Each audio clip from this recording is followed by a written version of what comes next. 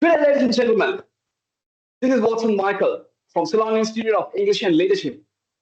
And once again, we are honored to have John Jeffcock back with us, who is the Chief Executive of the award-winning C-Suite business network, Winmark Global. Also, who is the author of The Sweet Spot, Reaching, Leading, and Delivering. John, good to have you back. How are you doing? Great to be back here with you today, Watson. Great to be back here. Absolutely. So, what are your views on social mobility these days? Well, can I start by defining what social mobility is? So, because I think that's a really important. Absolutely. I think not everybody understands that. So the American dream was always you can start at the bottom of society and become president. And that is social mobility. Social mobility is going from the bottom of society to the very top of society. And there's a thing on that is therefore the bigger the wealth gap, the further you have to travel. Does that make sense? So really, really important thing. So, and since 1970, the wealth gaps have got worse, not better, across the world. So of the 5 worst countries in the world, 3 of them are African states. Then you've got Colombia and Hong Kong are the worst states in the world. Singapore's pretty bad, one of your neighbours in Sri Lanka. Malaysia's not great, I'm afraid, and on wealth gap. And then you've got, and of the Western states, the USA is the worst. USA is worse than Russia, interesting enough. And then you've got places like Nigeria, Thailand. The worst in Europe is probably anyway twice as good as the worst in the world. That makes sense, and that's probably Spain. Spain's not the worst wealth gap, and the UK comes after that. But the trick is, and one of the best in Europe is the Netherlands. So if you want to find the American dream, go to the Netherlands. It's alive and kicking in the Netherlands because you can go from the bottom to the top quite easily because you don't have far to travel, and that's a really, really important point. Wow. Okay. Great. So yeah. So now we are living in a world, okay, where geopolitical uncertainties remain and inflation remains tricky as well. What are some ways C-suites can learn from this and make better decisions? So I think geopolitically what's going on is very interesting. So I think, but to put us in, we live in today. We live in a world where Trump tariffs have just come out. But in reality, they talk about the collapse of the stock exchanges, but actually the stock exchange in the UK has gone back to where it was a year ago, and it wasn't that bad a year ago. So I don't think we should start worrying too much about this. It's gone back, but it's not like COVID. It's not like it's a very different thing. It's not nearly as big as those shocks from that perspective. So put that in sort of context. Then if you look at the world geopolitically, the view was prior to Trump that there were, in a way, 3 blocks across the globe. You've got, in a way, forgive the expression, but the sort of the Anglo-Saxon West. That makes sense. So you've got all of Europe, and you've got United States in that, and Canada, and probably Australia, New Zealand in that piece. You had one group there. You then had these, which was obviously China, Russia, and Iran, that group. And then outside that, you've got a bunch of very, very important countries who aren't siding which way or the other. Does that make sense? So you have India in the middle of it. You have you've got very important states in South America, like Brazil. And so you had 3 groups. You had the sort of Western group, the middle group, and you had the Eastern group. Now, what's really interesting that's happened is Trump's just upset everybody, and so the way the US is, where he's separated from the rest of the sort of Anglo-Saxon world, so you've now got 4 groups. So there's been a little thing happening here, which is just quite interesting to see how it's going to roll out. But presidents come and go. We all come and go in our time, and so things will settle again. But so what can you do in that environment? Was a question. Well, you need to I think you need to sit back slightly and be calm about it, if that makes sense. So this is not the think about decisions in a not in a week, but what I do need to do for the next 2-3 months, 2-3 years to address this. You do need to do your scenario planning. You should have started that a while ago. It should be in place now. If you're starting it now, it's a little bit late. There is that part to it. You need to do a lot of stakeholder engagement. So you need to reset if you're a large organization, you give out shares and that's thing. You need to reset with your stakeholders, your investors, what's realistic today. You need to engage with government. You need to be more geopolitically literate. That makes sense. And make decisions based on economic data. I've been listening to a fantastic entrepreneur woman in the UAE. And so you have to step back from things and realize they are economic choices, not emotional choices.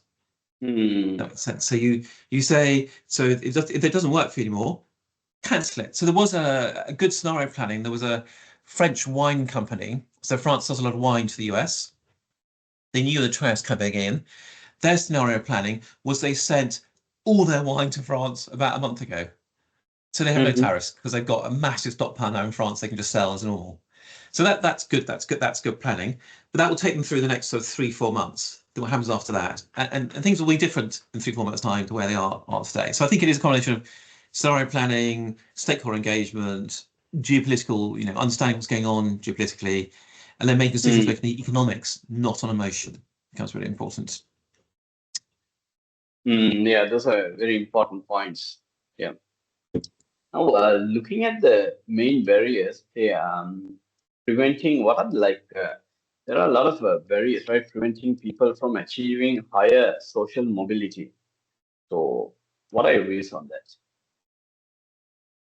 I think this is a really interesting question. So I think how to say this? All civilizations have class systems. That makes sense. And then we may not like them, but they exist, and they're a problem. Then they are a problem. So what you have to have in society is you have to have social mobility, because if you don't have social mobility, the people at the bottom of the pile will get angry, and they rightly will make that anger felt. So the people at the top society, even the people at the top society, need social mobility to happen. So how you could overcome that? I think the overwhelmingly best way is education. And that's not just the school. If you look at the difference between state and private schools, say if you take the US and Europe and the US, say, and I don't know what it's like in India's, I think very similar. I don't know what it's like in Sri Lanka, but the competitive advantage that children have for universities, it's all about, do they get better qualifications, therefore they get better universities, therefore they get better jobs, and therefore they get paid more. There are a couple of things that goes on in that. One is, I'd say a lot of this is cultural. So you look at the UK, we've got some very poor ethnic groups, but the richest group in the UK is Indian. The richest group in the UK per head is Indian. So the question is, if you ask an Indian person that question, why is the richest group in India? They'll go, well, it's obvious, isn't it?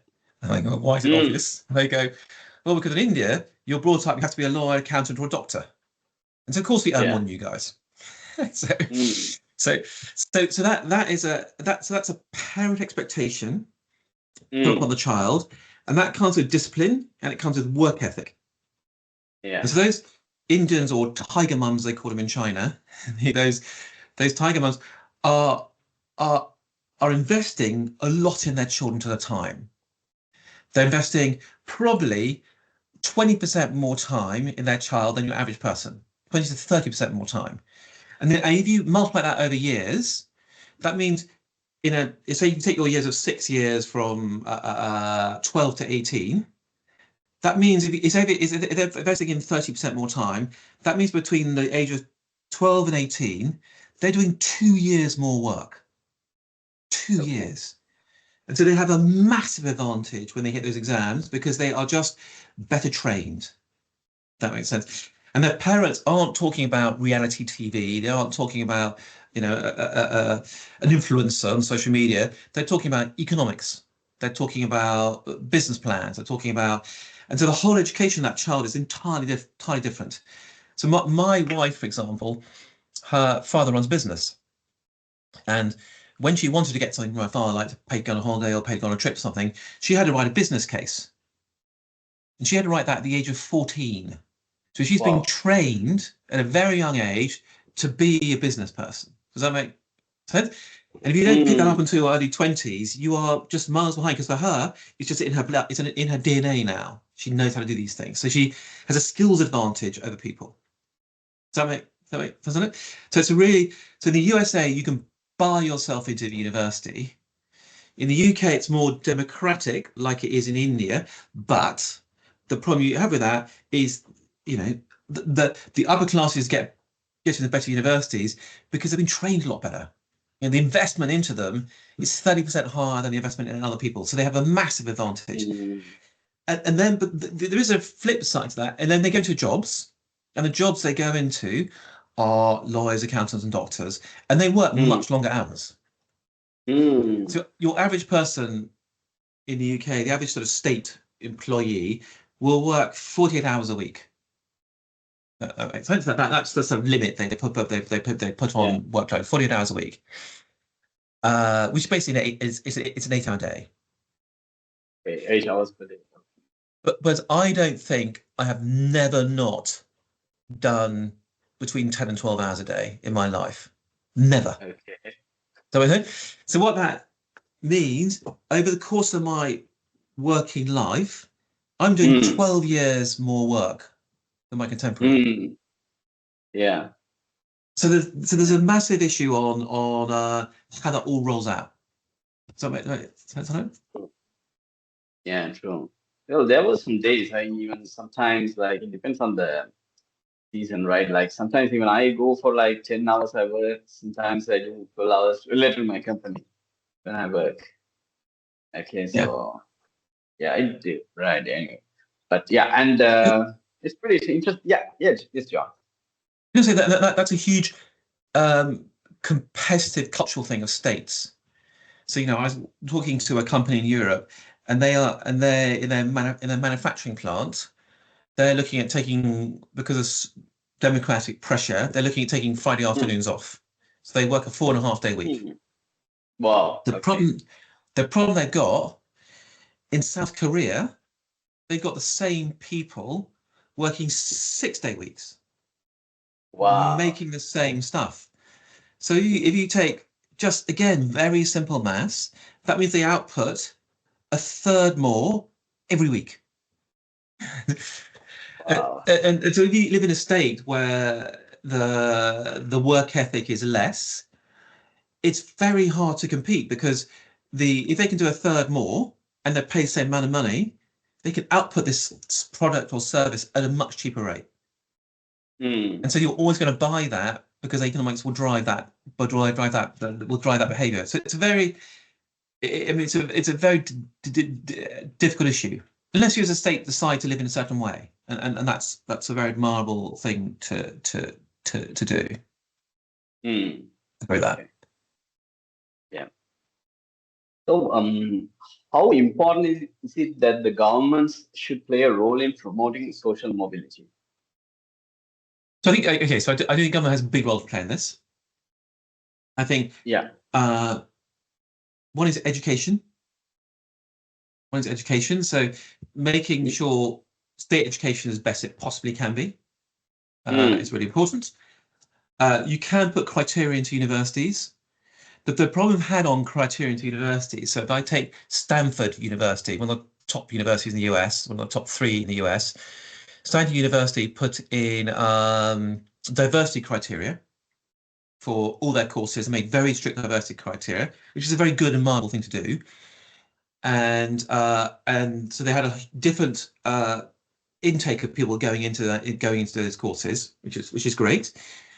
What's now happened is the big tech companies have started recruiting for the next door university. Okay. Because the best talent is now not at Stanford, it's gone to the next door university.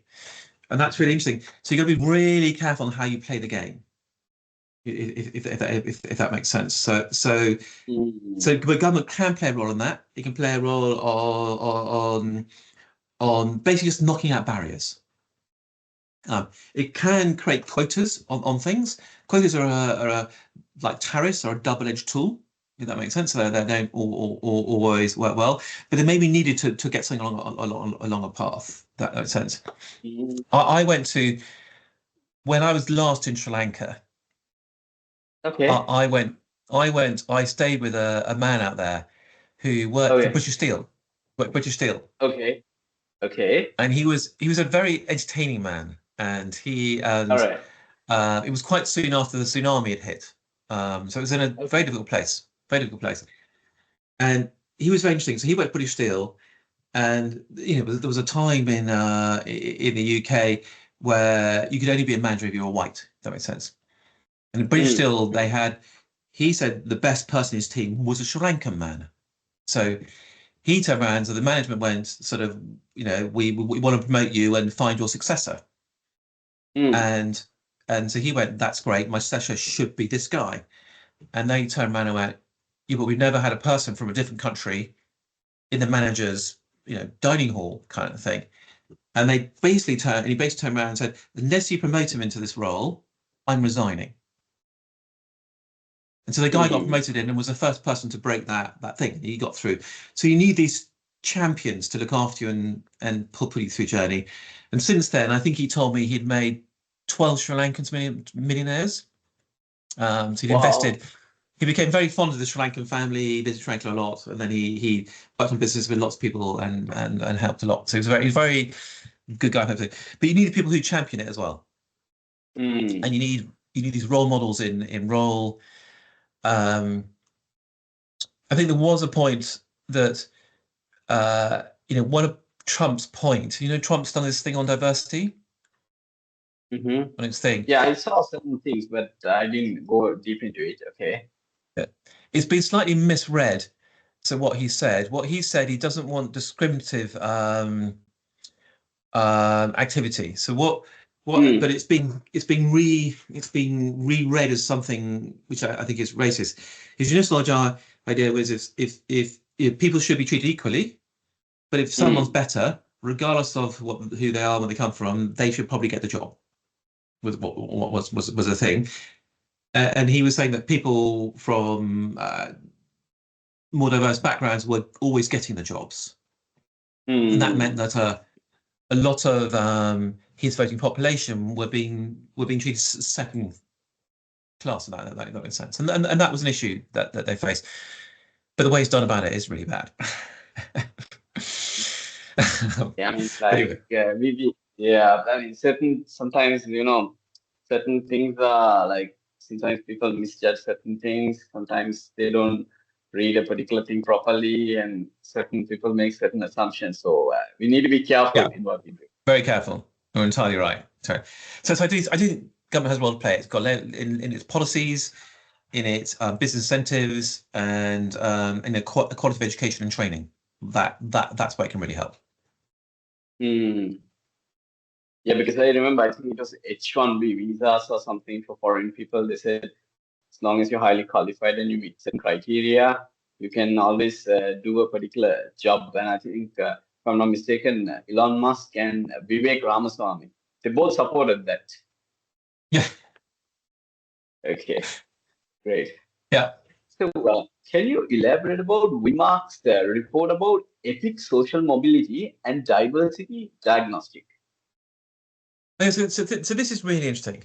So we created a diagnostic called EPIC, and EPIC stands for experience, which is the E, personality, the P, the I is identity, and C is culture. So we think people get diversity wrong. That makes sense. So if you have an individual who goes to the same school, reads the same subject, goes to the same university, have parents from the same demographic background, and then they go into business, whatever they happen to do, you've basically got no diversity at all. So one may look entirely from the other. One might be very tall, one might be very short. They might have different colour skins. They look very different, but actually they think in exactly the same way. So you've got no diversity in the table. Does that make sense? So this is what I want to make up. So what is diversity? Is a really interesting question. So what we normally look at diversity, we look at gender, we look at ethnicity, we look at age, we look at disability, we look at sexual orientation, we look at health, and that's great. That is part of diversity. There's no doubt about that. But that is that's one quarter of it, and that's the I part of it. We would also say really important part of diversity is experience and education. That's your experience, so that's your education, what jobs you've done. So if you imagine you have a when you have your executive committee as a part of your top team in your company, an HR director thinks very differently to a finance director. That's diversity. They're very different lived experiences, because one's with numbers all his life, one's with people in life. It doesn't matter whether male or female or different religions or whatever it happens to be. They think differently because their lived experience is different, if that makes sense. So that becomes really, really important. Also, the sector has an impact on that. Do they want the insurance sector or the retail sector? That's another form of diversity from the experience side of things. So you've got the identity bit we talked about, you've got experience bit. The culture bit is about home, family, caring, belief. Really important. So I go back to my Indian comment, you're brought up to be a lawyer, accountant, or a doctor. That is cultural. There is nothing said those children have a competitive advantage because of a cultural issue. Does that make sense? Whereas you've got lots of groups in the UK and other countries who are much less successfully financially, but a lot of that is down to culture. You know, that in the Jewish faith, you know, Jewish religions have been successful across the globe. Why? Part of their faith says your role is to make your own money, make until your family's safe. And then once you've done that, then you should share. But you don't share before that. You know what I mean? That's sort of in a way ingrained into the faith. So part of that is a sort of discipline as well. So I think that culture bit is really, really important. And the P bit in EPIC is personality. So you know, we talk about introverts and extroverts, but actually there's a lot more than that. The standard way of measuring someone, which came from Harvard, I think in the 60s, which is generally accepted across the globe, you've got something called OCEAN. OCEAN is your openness, how conscientious you are, how extrovert you are, how agreeable you are, and how neurotic you are. When we surveyed our members on this, we found our members generally weren't neurotic. So neurotic people don't become successful business leaders.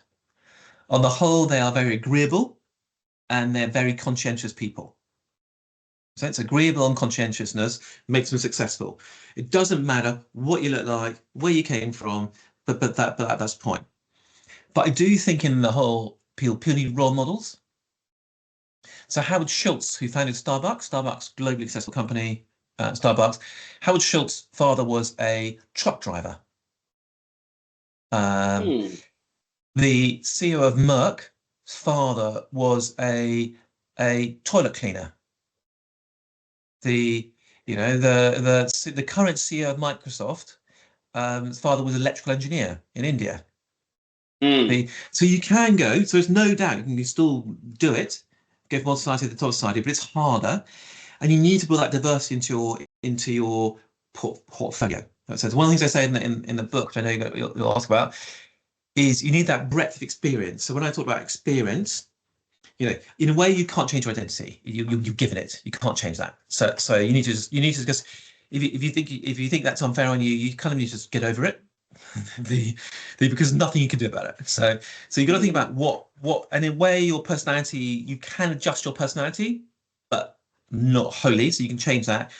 You can change your experience dramatically, and you can change your culture actually dramatically. So why don't you focus on the stuff that you can change, and you change your experience? We had a very good example of this recently. We've had two good examples of this. We had the lady in London. There's a famous shop called Harvey Nichols. Have you heard of Harvey Nichols? Famous, it's a bit like Harrods. It's famous. It's a famous shop. No. It's for women's fashion. Famous shop.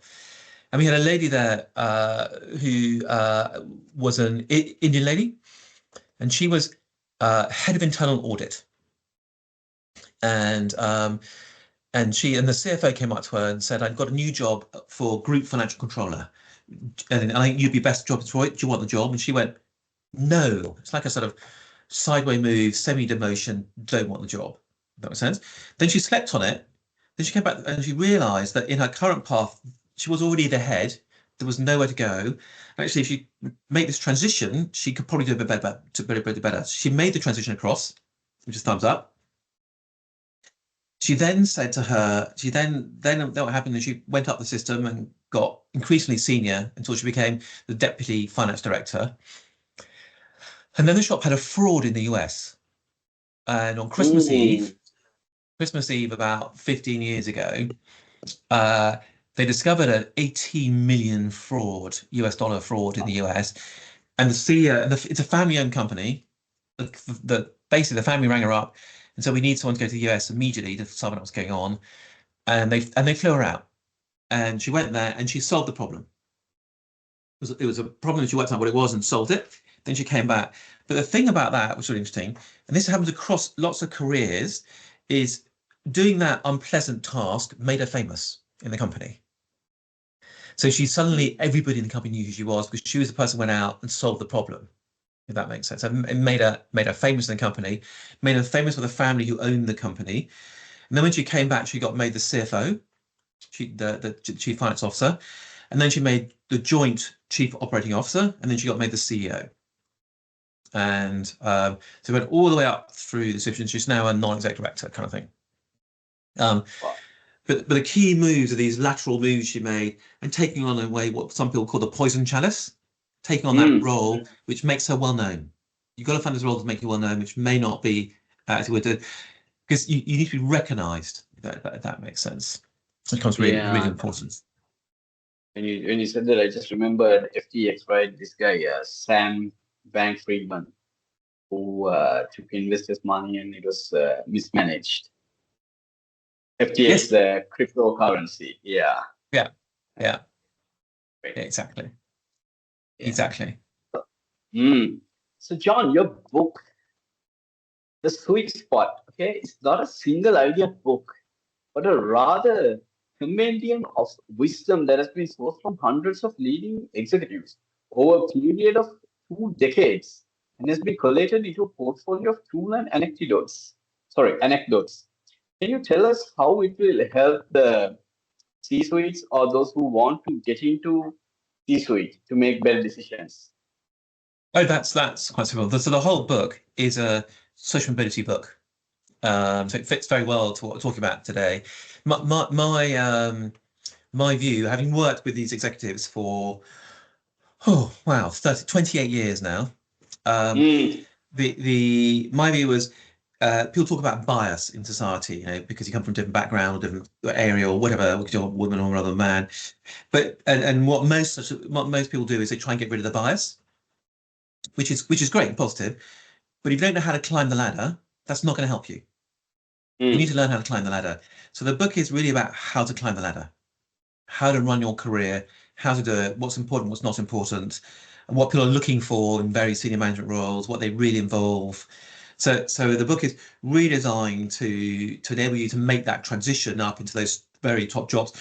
It's designed for big corporate, it's designed for big companies, but actually, if even you're not a big corporate, you probably sell to these people. So I'm not in big corporate. I'm on a medium-sized sort of organization, but I sell to these people. So I still need to understand that. I still need to read the book because then I understand how they work and think and how they got there. Does that make sense? So you can read it from a own career point of view, or you can read it from a understanding your client base point of view, which is quite an interesting way of looking at it. And there were generally there's a pile of tips. I mean, actually, tens and maybe not quite 100, but there are so many tips on it on how to plan your career. And most people who read it turned around to me and said, "I wish someone would maybe read this 10 years ago."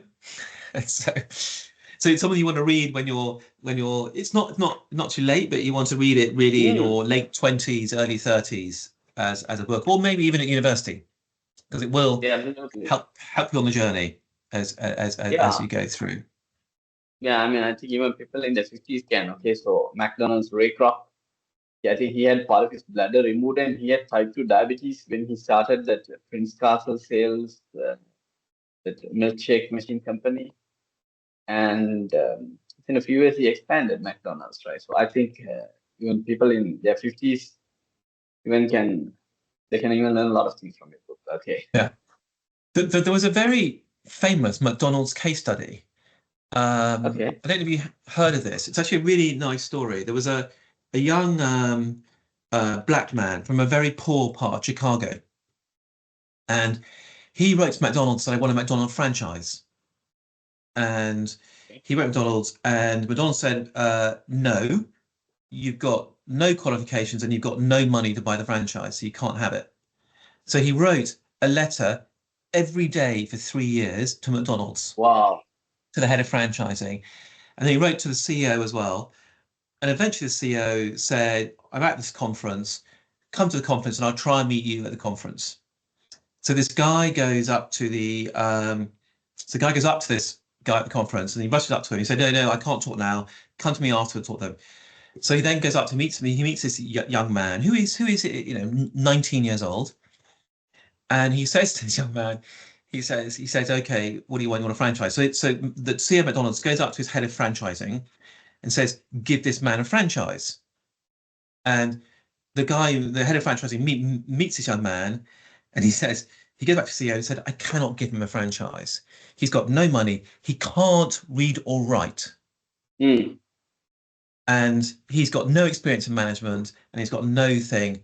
And the CEO turned around and said, "Give him a franchise." So they gave him the worst franchise they had in the US. They gave him the worst McDonald's franchise, and he transformed that into the best McDonald's, one of the best McDonald's thing. And after a period of time, he then bought other franchises, and he ended up with, I think, around 16 McDonald's restaurants in his portfolio. And he became a millionaire doing it, and he couldn't read or write. Quite amazing, but he was wonderful with people. He was a brilliant people person, highly skillful individual from that perspective. Everyone loved working for him because he was a good guy. So I think there is something there about persistence. Absolutely. There's that great quote, "Luck favors the persistent." Yeah, you have to be persistent in whatever you do, right? Rejection should fuel you. Okay. So, John, any final message to our viewers and listeners? Because on social mobility, my big final point was you can do it. Do not think for any reason that you cannot be the number one. There's absolutely no reason in that. You can absolutely do it.